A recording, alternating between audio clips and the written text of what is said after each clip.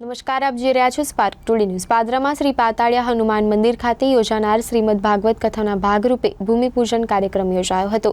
આગામી દિવસે તારીખ 6/4/2025થી શ્રીમદ ભાગવત કથાનું ભવ્ય આયોજન પાતાળિયા હનુમાન મંદિરના પટાંગણમાં કરવામાં આવ્યું। છેલ્લા ઘણા સમયથી તડામાર તૈયારીઓ વચ્ચે આજે પાદરાના પૂર્વ ધારાસભ્ય અને બરોડા ડેરીના ચેરમેન દિનેશ પટેલે ભૂમિપૂજન કર્યું હતું।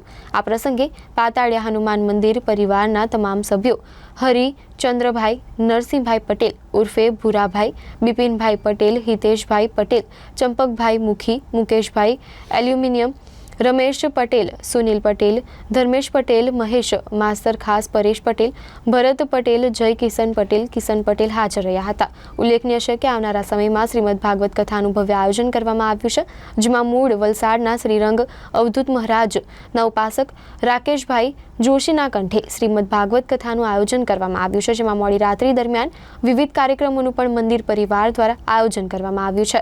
108 હનુમાન ચાલીસાના પાઠ, ભજન કીર્તન, સુંદરકાંડના પાઠ સહિતનું આયોજન મંદિર પરિવાર દ્વારા કરવામાં આવ્યું છે। ત્યારબાદ તારીખ 12/4/2025ના રોજ કથા વિરામ લેશે, જ્યાં જયદાતાઓનો સન્માન સમારોહ પણ યોજાશે। સાથે જ 13/4/2025 દ્વારા ભવ્ય ભંડારાનું પણ આયોજન કરવામાં આવ્યું છે, જ્યાં પાદરાના પૂર્વ ધારાસભ્ય દિનેશ પટેલે ભૂમિપૂજન કર્યું હતું।